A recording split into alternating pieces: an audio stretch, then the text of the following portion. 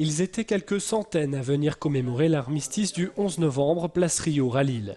Des députés, des généraux et colonels ainsi que quelques Lillois, peu nombreux cependant, sont venus se recueillir sous la pluie. Le souvenir, ce sont les poilus morts pour la France pendant la guerre 14-18. L'occasion pour les militaires méritants d'être décorés par des insignes et médailles, symbole de reconnaissance.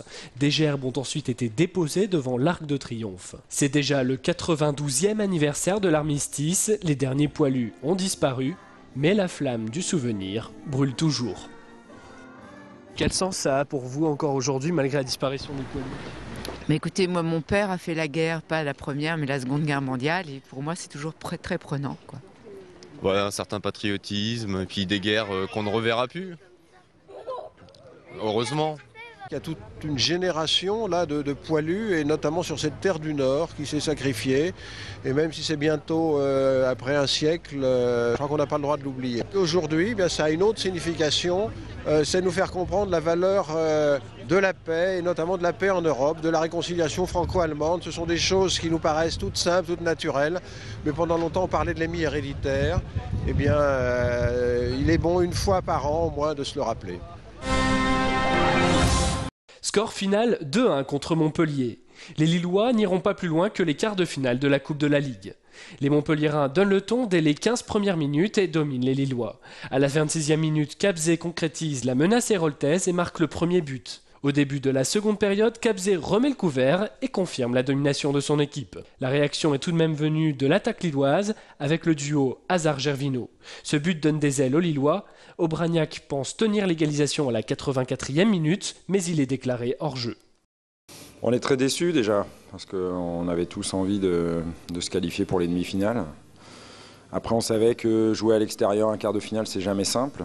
Et puis on savait surtout que c'était notre 8e match en 24 jours et que physiquement ça pouvait être difficile, et ça l'a été. En première période, on n'était pas en jambes, et donc Montpellier a pris l'avantage, et quand on court au score, voilà, c'est compliqué, on est obligé de s'exposer un peu plus. Et même si les 35 dernières minutes ont été très bonnes de notre part, ça n'a pas suffi à arracher les prolongations au moins. Ouais, on n'est pas passé loin de l'égalisation, mais comme je dis, c'est surtout pénalisant de courir après le score, parce que c'est vrai que même à 2 buts d'écart, on y a quand même cru, donc ça c'est toujours un côté positif qu'on a, il faut qu'on garde. Mais voilà, à 2-1, je pense qu'ils ont eux aussi ont baissé le pied un petit peu, ils ont reculé, nous on a poussé, donc c'était normal qu'on se crée des occasions. Donc voilà, ça aurait été bien égalisé, mais voilà, ce soir c'est comme ça, on est éliminé, il faut vite penser à récupérer parce qu'il y a qu'un samedi.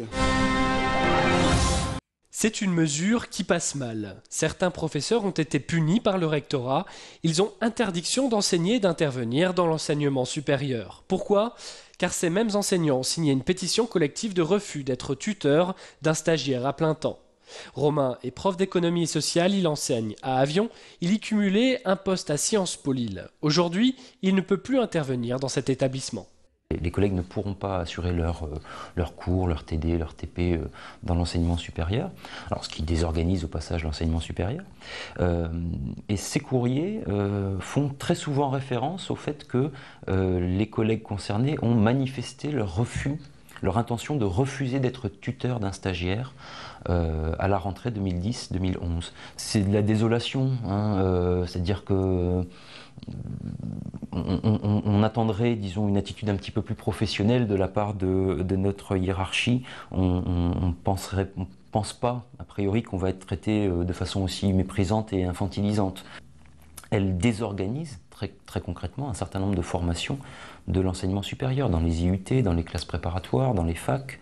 Il y a de nombreux enseignements qui sont pour l'instant suspendus à quelques semaines des examens ou des concours. Donc c'est assez désolant de voir que pour punir d'une prise de position par une pétition, on prend la responsabilité de désorganiser l'enseignement supérieur dans l'académie.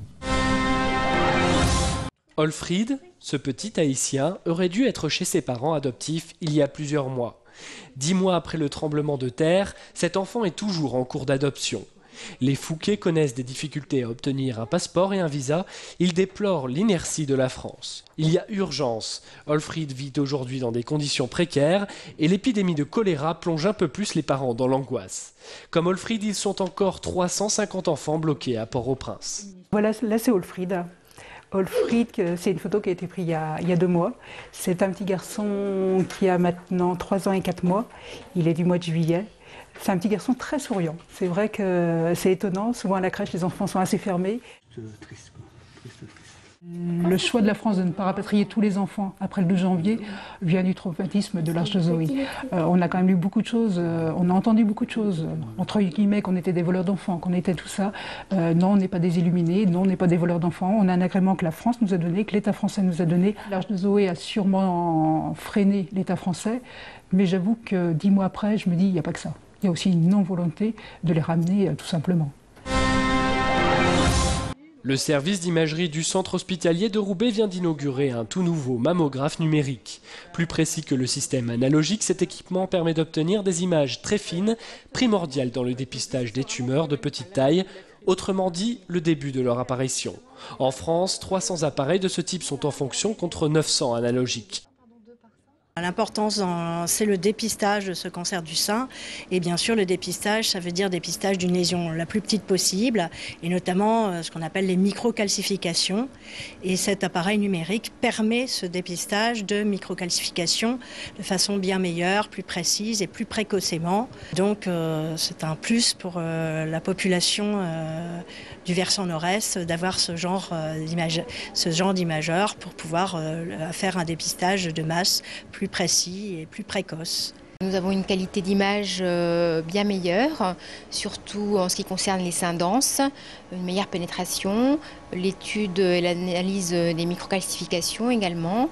La numérisation permet un transfert d'image très rapide vers la console de lecture, car maintenant la lecture des mammographies se fait sur console avec une assistance par ordinateur.